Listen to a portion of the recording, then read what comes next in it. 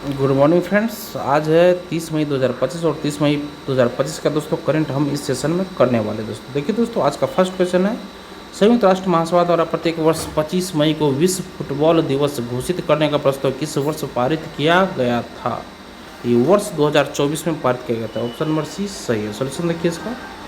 2024 में संयुक्त राष्ट्र महासभा द्वारा प्रत्येक वर्ष 25 मई को विश्व फुटबॉल दिवस के रूप में घोषित करने का प्रस्ताव पारित किया गया और इस प्रस्ताव में फुटबॉल की वैश्विक पहुंच और विभिन्न क्षेत्रों में इसके प्रभाव को स्वीकार किया गया।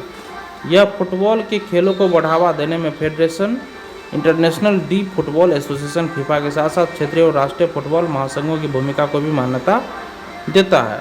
और वर्ष 2024 में सभी क्षेत्रों के प्रतिनिधित्व के साथ इतिहास में पहले अंतर्राष्ट्रीय फुटबॉल टूर्नामेंट की 100वीं वर्षगांठ मनाई गई है। नेक्स्ट है फ्रेंड्स, 2025-26 खरीफ विपणन सत्र के लिए भारत सरकार ने धन समान ग्रेड से न्यूनतम समर्थन मूल्य एमएसपी में वृद्धि की। इस सत्र के लिए धन समान ग्रेड का एमएसपी क्या है? तो ऑप्शन नंबर डी देखिए दोस्तों, 2369 प्रति क्विंटल है दोस्तों। 2369 रुपया प्रति क्विंटल है दोस्तों। सोल्यूशन इसका है, केंद्र सरकार ने कृषि विपणन सत्र 2025-26 के खरीफ कृषि मौसम में उगाई जाने वाली समान धन की फसलों के लिए 2369 रुपये प्रति क्विंटल, पिछले साल 200 रुपये प्रति क्विंटल का न्यूनतम समर्थन मूल्य एमएसपी मंजूर किया है। खरीफ फसलें दक्षिण पश्चिम मानसून जून जुलाई की शुरुआत के साथ बोई जाने वाली और सर्दियों के मौसम अक्टूबर नवंबर की शुरुआत से पहले काटी जाने वाली फसलों को संदर्भित करती है। पिछले वर्ष की तुलना में एमएसपी में सबसे अधिक वृद्धि राम तिल फसल 820 रुपये प्रति क्विंटल की गई है।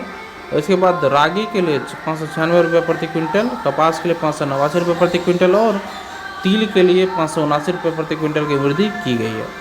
भारत में कृषि विपणन सत्र जुलाई से जून तक होता है। नेक्स्ट क्वेश्चन है, डीआरडीओ के वर्तमान प्रमुख डॉक्टर समीर वी कामत का कार्यकाल कितने वर्ष के लिए बढ़ाया गया है? तो 1 वर्ष के लिए बढ़ाया गया। ऑप्शन नंबर बी सही है, 1 वर्ष के लिए बढ़ाया गया है। सोल्यूशन इसका देखिए दोस्तों, केंद्र सरकार ने डीआरडीओ प्रमुख समीर वी कामत का कार्यकाल 1 साल बढ़ाकर मई 2026 तक कर दिया है और पिछले साल 26 मई को उन्हें 1 साल का विस्तार दिया गया था जो इसी महीने खत्म होना था। और प्रतिष्ठित विज्ञानी कामत को 25 अगस्त 2022 को रक्षा अनुसंधान एवं विकास विभाग DDR&D का सचिव और DRDO का अध्यक्ष नियुक्त किया गया था। कैबिनेट की नियुक्ति समिति ने DDR&D सचिव और DRDO अध्यक्ष के रूप में कामत की सेवा को 1 जून 2025 से 31 मई 2026 तक या अगले आदेश तक 1 वर्ष की अवधि के लिए बढ़ाने की मंजूरी दी है।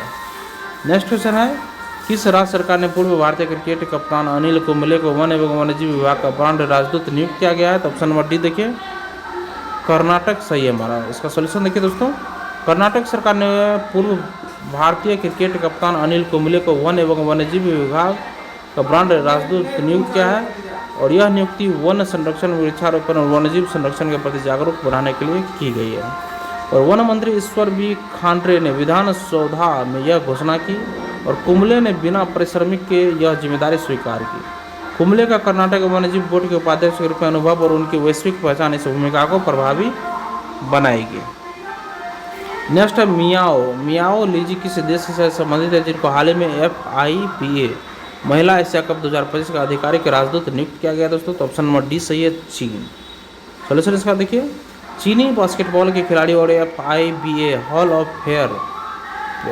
ऑफ फेमर मियाओ लीजी को FIBA महिला एशिया कप 2025 का आधिकारिक राजदूत नियुक्त किया गया है। और मियाओ ने 1 दशक के लंबे अंतराल के बाद चीन द्वारा आयोजित एक कार्यक्रम का प्रतिनिधित्व करने पर गर्व में व्यक्त किया है। टूर्नामेंट का 31वां संस्करण 13 से 20 जुलाई 2025 तक शेंजन चीन में आयोजित किया जाएगा और उन्होंने 1999 में FIBA में पदार्पण किया और 2000 के दशक की शुरुआत में चीन को कई चैंपियनशिप जीत दिलाई और 2025 में नई FIBA हॉल ऑफ फेम में शामिल किया गया और वह यह सम्मान पाने वाली तीसरी चीनी खिलाड़ी बनी है।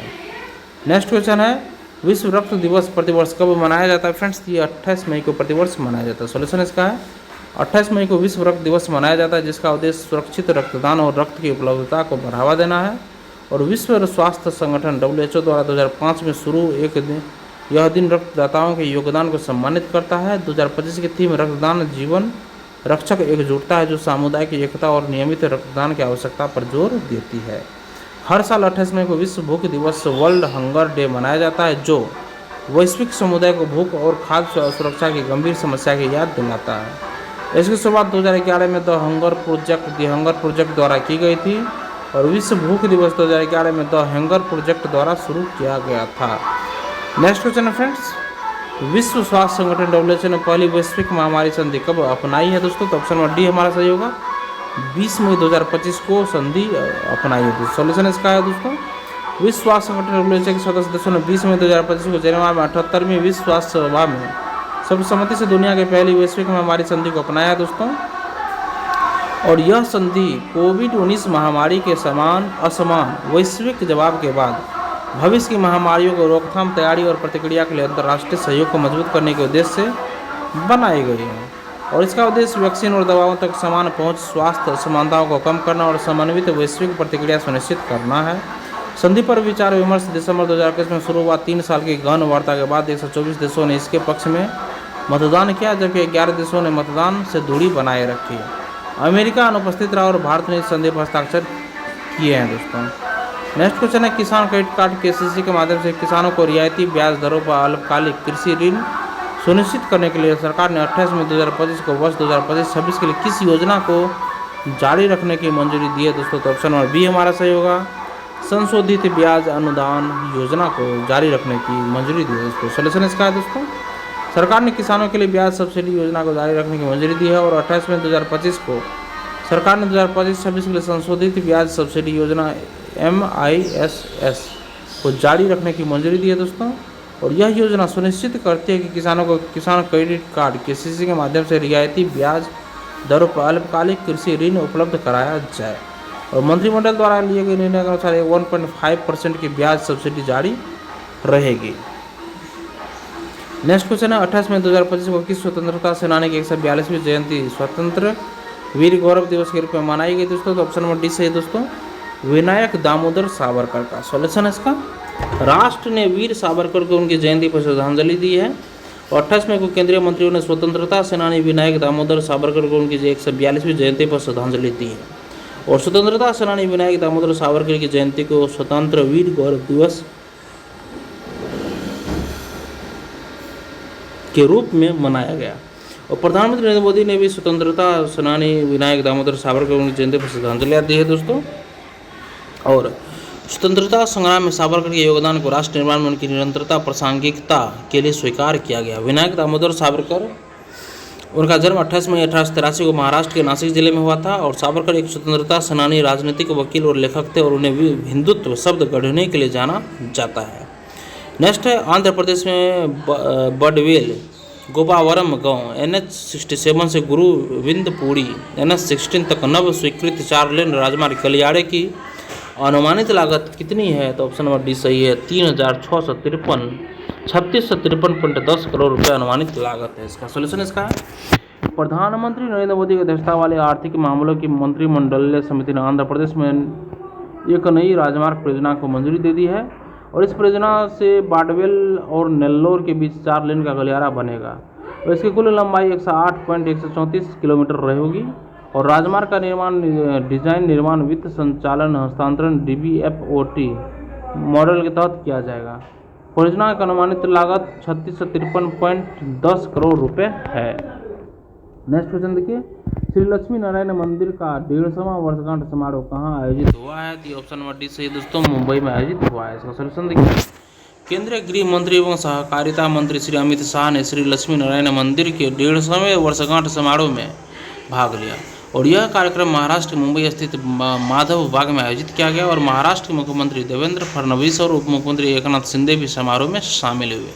और अमित शाह ने कहा कि मंदिर ने 150 वर्षों से आध्यात्मिक और सामाजिक के दोनों प्रयासों के माध्यम से समुदाय की सेवा की है। और उन्होंने ब्रिटिश शासन के दौरान 1875 में मंदिर की स्थापना के लिए श्री वर जीवन दास और श्री नरोत्तम भाई की प्रशंसा की है।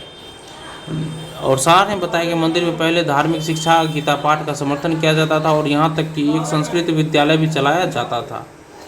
नेक्स्ट क्वेश्चन देखिए, औद्योगिक उत्पादन सूचकांक के अनुसार अप्रैल 2025 में किस विनिर्माण क्षेत्र ने सबसे अधिक वृद्धि दर्ज की है? ऑप्शन नंबर बी सही है, मशीनरी और उपकरण ने ये अधिक वृद्धि दर्ज की है। सॉल्यूशन इसका है, अप्रैल 2025 में भारत की औद्योगिक वृद्धि माध्यम रही और औद्योगिक उत्पादन सूचकांक IIP अप्रैल 2024 की तुलना में 2.7% बढ़ा और यह मार्च 2025 में दर्ज 3.94% की वृद्धि से कम थी और यह पिछले वर्ष अप्रैल में देखी गई वृद्धि से भी धीमी थी। अप्रैल 2025 में IIP 152.0 तक पहुंच गया जो एक वर्ष पहले 148.0 था। सूचकांक का सबसे बड़ा घटक विनिर्माण क्षेत्र 3.4% बढ़ा। यह मार्च में देखी गई 3.0% वृद्धि से थोड़ा अधिक थी। माह के दौरान बिजली उत्पादन में 1.1% की वृद्धि हुई और खनन गतिविधि में मामूली गिरावट आई जो 0.2% रही।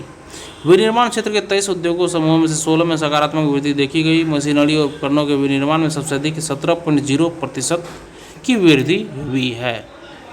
और देखिए फ्रेंड्स, सब सारे क्वेश्चन हम एक बार देख लेते हैं। पहला क्वेश्चन था, संयुक्त राष्ट्र महासभा द्वारा प्रत्येक वर्ष 25 मई को विश्व फुटबॉल दिवस घोषित करने का प्रस्ताव किस वर्ष पारित किया गया था? ये 2024 में पारित किया गया था। नेक्स्ट है 2025-26 खरीफ विपणन सत्र के लिए भारत सरकार ने धान समान ग्रेड न्यूनतम समर्थन मूल्य MSP में वृद्धि की है। इस सत्र के लिए धान समान ग्रेड का MSP क्या है? तो 2369 प्रति क्विंटल है। नेक्स्ट है DRDO के वर्तमान प्रमुख डॉक्टर समीर V कामत का कार्यकाल कितने वर्ष के लिए बढ़ाया गया है? तो ये 1 वर्ष के लिए बढ़ाया गया है। नेक्स्ट क्वेश्चन है, किस राज्य सरकार ने पूर्व भारतीय क्रिकेट कप्तान अनिल कुंबले को वन एवं वन्यजीव विभाग का ब्रांड राजदूत नियुक्त किया है? तो कर्नाटक ने नियुक्त किया। ऑप्शन नंबर ये कर्नाटक सही है हमारा। नेक्स्ट क्वेश्चन देखिए, मियामो लीजी किस देश से संबंधित है जिनको हाल ही में FIBA महिला एशिया कप 2025 का आधिकारिक राजदूत नियुक्त किया गया है? तो चीन को नियुक्त किया है। नेक्स्ट है, विश्व रक्त दिवस प्रतिवर्ष कब मनाया जाता है? तो 28 मई को मनाया जाता है। नेक्स्ट, विश्व स्वास्थ्य संगठन WHO ने पहली वैश्विक महामारी संधि कब अपनाई? तो ये 20 मई 2025 को अपनाई है। नेक्स्ट है, किसान क्रेडिट कार्ड KCC के माध्यम से किसानों को रियायती ब्याज दरों पर अल्पकालिक कृषि ऋण सुनिश्चित करने के लिए सरकार ने 28 मई 2025 को वर्ष 2025-26 कृषि योजना को जारी रखने की मंजूरी दी है। तो संशोधित ब्याज अनुदान योजना MIS को ये जारी रखने की मंजूरी दी है। नेक्स्ट है, 28 मई 2025 को किस स्वतंत्रता सेनानी की 142वीं जयंती स्वतंत्र वीर गौरव दिवस के रूप में मनाई गई है? तो विनायक दामोदर सावरकर का मनाया गया है। नेक्स्ट है, आंध्र प्रदेश में बडवेल गोपावड़म गांव NH67 से गुड़विंदपुड़ी NH16 तक नव स्वीकृत 4 लेन राजमार्ग गलियारे की अनुमानित लागत कितनी है? तो 3653.10 करोड़ अनुमानित लागत है। नेक्स्ट है, श्री लक्ष्मी नारायण मंदिर का 150वां वर्षगांठ समारोह कहाँ आयोजित हुई है? दोस्तों तो ये मुंबई में आयोजित हुई है।